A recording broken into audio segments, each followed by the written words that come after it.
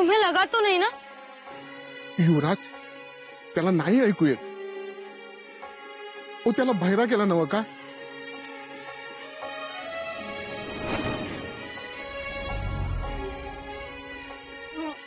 चांद दोस्त आहे आमचा.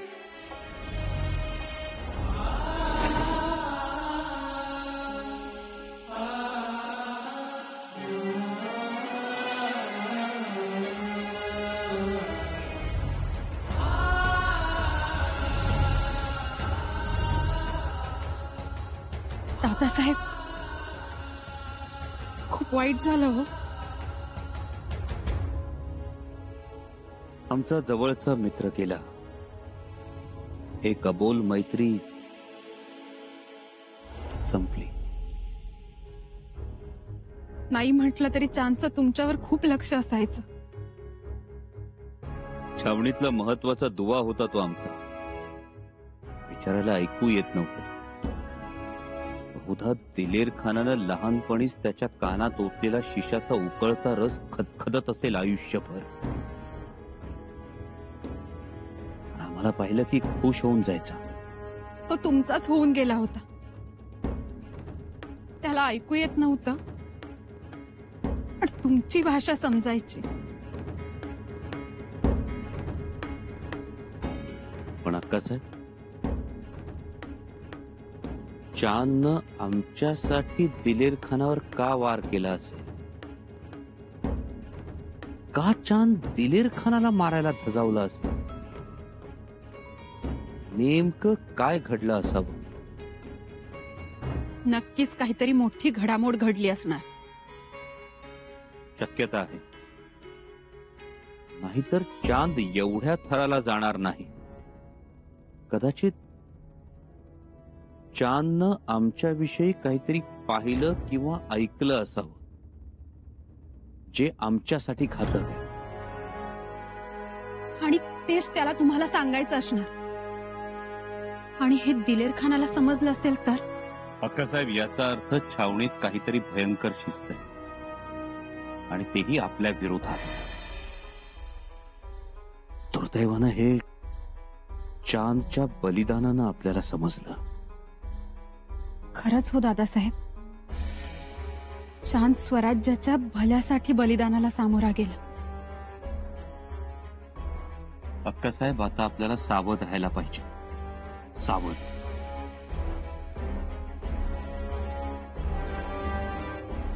अक्कासाहेब, पांढरेच्या आई दही घेऊन आल्या तो सुद्धा योगायोग नव्हता. बरोबर. त्या सुद्धा घुटमळत होत्या. म्हणजे कदाचित त्यांना सुद्धा काहीतरी सांगायचं होतं, काहीतरी सुचवायचं होतं.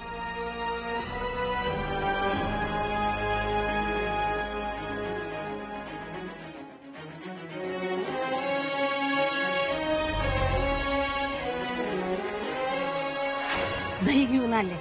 घ्या. आईसाहेब, का आमच्यासाठी एवढी तकलीफ घेतली? लई करावंसं वाटतं पण इथं या छावणीत काय करणार?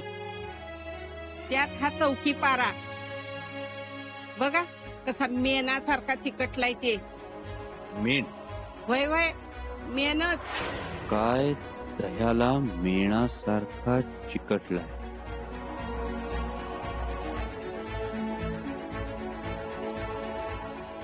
अक्कासाहेब, एक भांडं आणा.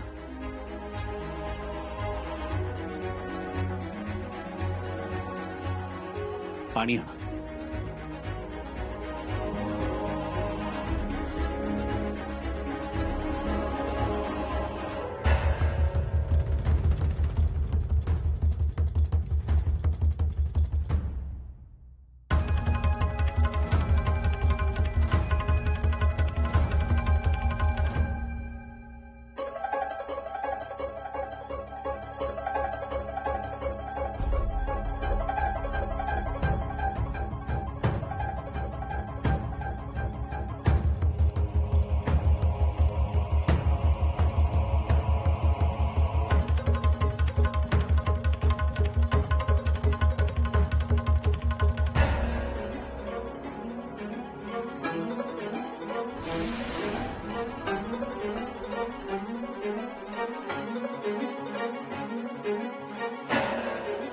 काय दह्याला मेणासारखा चिकटला.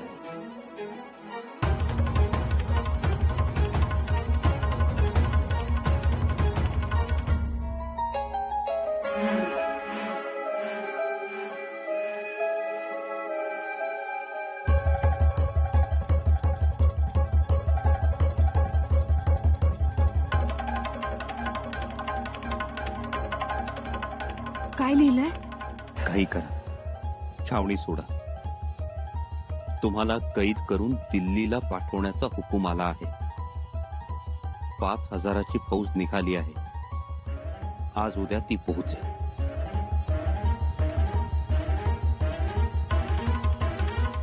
अक्कासाहेब, हे भयंकर आहे. आता आपल्याला निघावं लागेल. दादासाहेब पहारे कडेकोट असतील. तरीही आपल्याला निघावंच लागेल.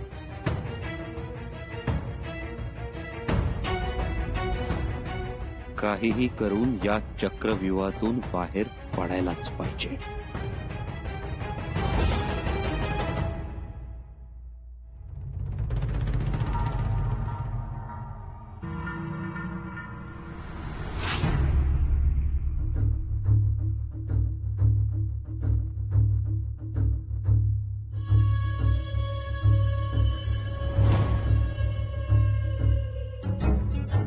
मुल्ला अहमद, खुशखबरी है.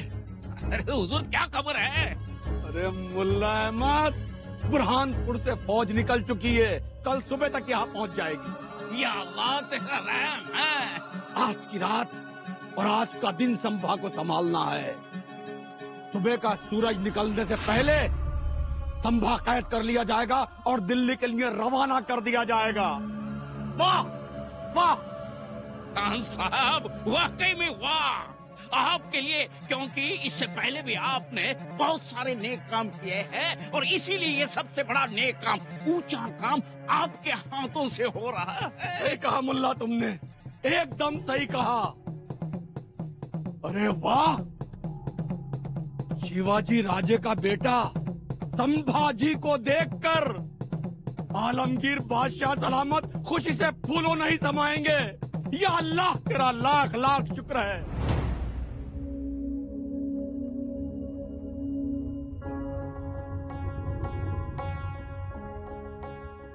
महाराज,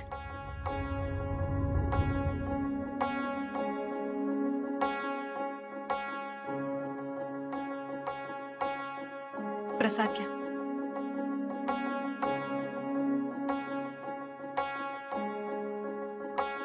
आज सदरेवर न जाता आपण देवघरात, आणि काल रात्रीही आपल्या महालात उशिरापर्यंत समयात येवत होत्या. होय पुतळा सर, हल्ली आमची झोप गडावरून कुठे पाय उतार झाली माणूस ठाऊक.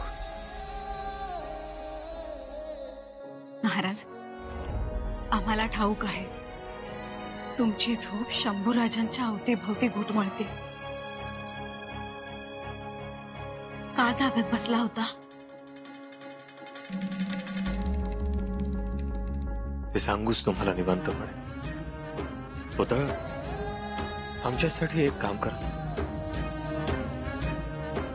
तुमच्या देवाला साकडं घाला. साकडं घालायचंय देवाला?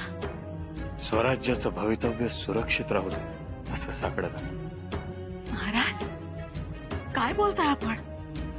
आपण आहात म्हणजे स्वराज्य सुरक्षितच आहे. शंभूराजांची काही खबर? साकडं घाला देवाला.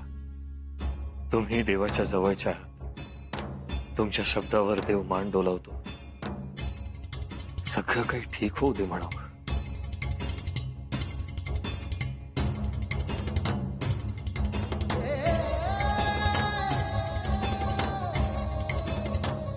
महाराज, दिवा देवत राहणं महत्वाचं. दिवा असेल तर उद्या मशाली भेटतील, पण वेळ लागतील. महाराज, आजपर्यंत अनेक संकटांना आपण धैर्याने तोंड दिलं. मोठमोठ्या संकटांना आसमान दाखवलं आपण. परंतु आज एवढा हळवं होताना आम्ही पहिल्यांदा पाहतोय तुम्हाला.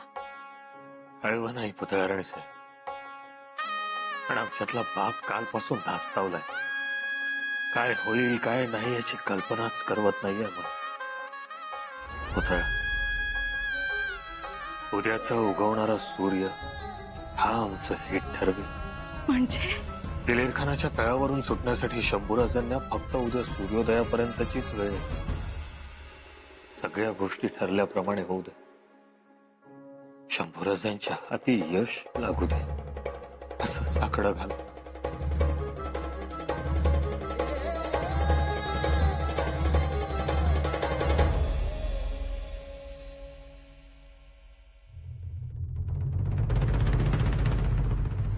सलाम हुजूर. यहाँ क्यों आयो?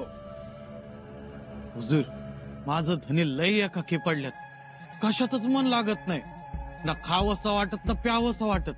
अच्छा, तो उनके लिए हम क्या कर सकते हैं? हुजूर, माझं धनी देवदर्शनाला जायचं म्हणतात. देवदर्शन? क्यों? चांदच्या मौतीनंतर लय दुःखात आहेत. देवदर्शन घेतलं तर तेवढाच दिलासा, मनाला बरं वाटेल. ठीक है, शंभू राजे हमारे दोस्त हैं, उन्हें हम मना भी नहीं कर सकते. अगर उनको मंदिर जाने में खुशी मिलती है तो जाएं. लेकिन एक छोटा सा काम है हमारा जो हम संभा को बोलने वाले थे. जी हुजूर. काम ये है, तुम्हारी जो फौज है वो बेजापुर भेजी जाएगी और वहां की चौकी पर गश्त करने के लिए आज से तुम्हारी फौजें उस तरफ भेज दी जाएंगी. समझे? जी. उन्हें कहो तैयारियां शुरू कर दी जाएं. मी सांगतो तुमचा आदेश. पर माझ्या धन्याचं ते देवदर्शनाचं. हाँ हाँ, जरूर जरूर. लेकिन हमारी एक शर्त है, जब शंभू राजे मंदिर जाएंगे तो उनके साथ साथ हमारा मुल्ला अहमद भी चलेगा. पर देवदर्शनासाठी मुल्ला सब कशाला? उल्टी जुबान हमसे मत बोलो. मंजूर है तो बोलो. ठीक है, इजाजत द्या.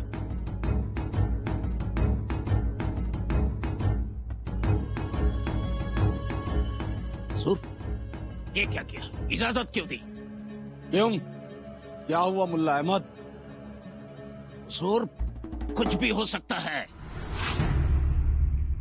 तुम किसी बात की फिक्र मत करो मुल्ला अहमद.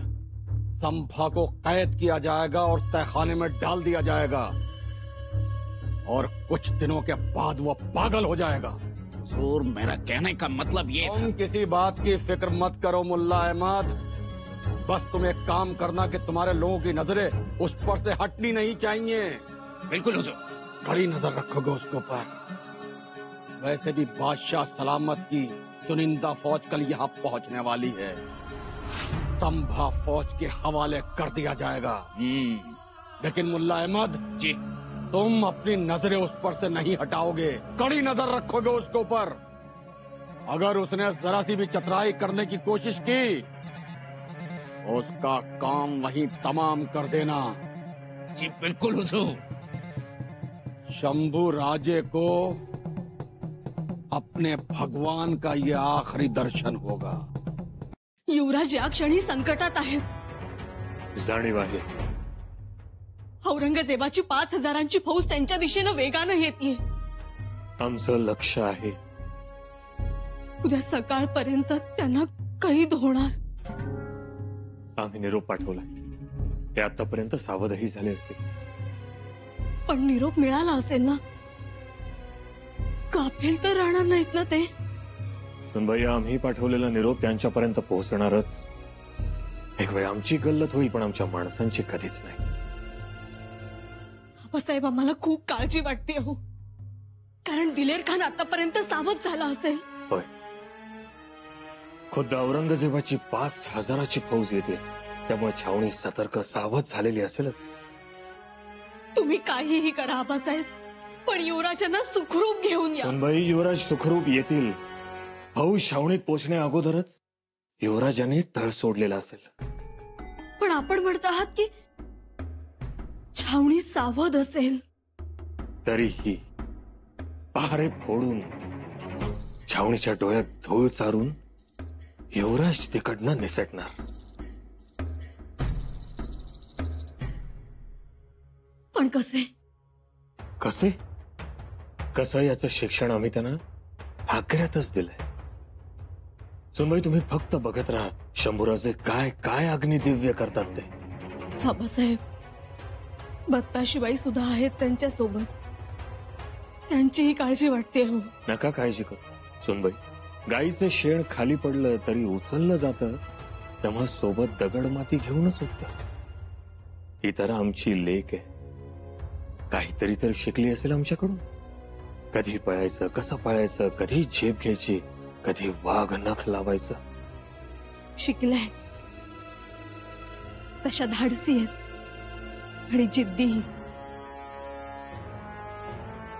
पण तरीही बेत फसलाच आणि लागलेच फौजेच्या हाती आणि घेऊन जाऊ लागले दिल्लीच्या रोखाने. तर नाही सुनबाई, त्या औरंगजेबाच्या 5000 फौजेला आम्ही चंद्रभागा ओलांडून देणार नाही. आणि अगदी तसाच प्रसंग पडला तर त्या पांडुरंगाच्या अबीर बुक्क्याचा रंग लाल होईल. इतकं रक्त सांडू आम्ही चंद्रभागेच्या तीरी. तुम्ही निश्चिंत असा. आमच्या शंभूराजांवर आमचा पूर्ण विश्वास आहे. दादासाहेब, आता आम्हाला प्रत्येक गोष्टीत धोका वाटतोय.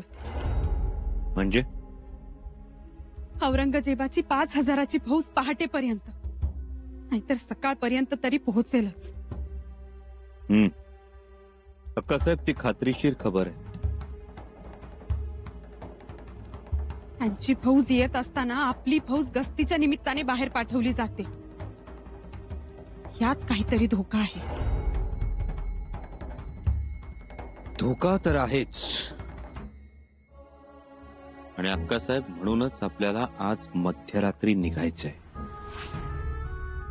मध्यरात्री कसं निघणार?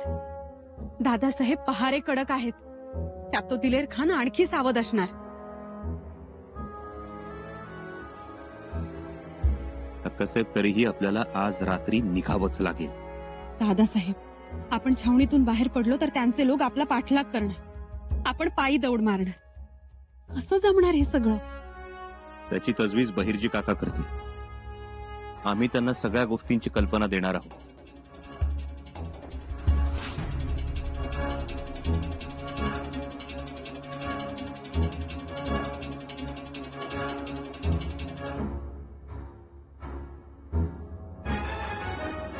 ज्योतिजी, युवराज, हे बघ, हा दिलेर खानाच्या छावणीचा नकाशा. हा दिलेर खानाचा शामियाना. ही त्याची फौज. इथं आपण. ही पागा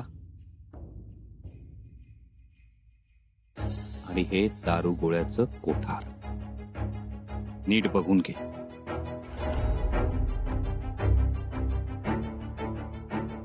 हे कोठार आज रात्री तुला पेटवून द्यायचंय.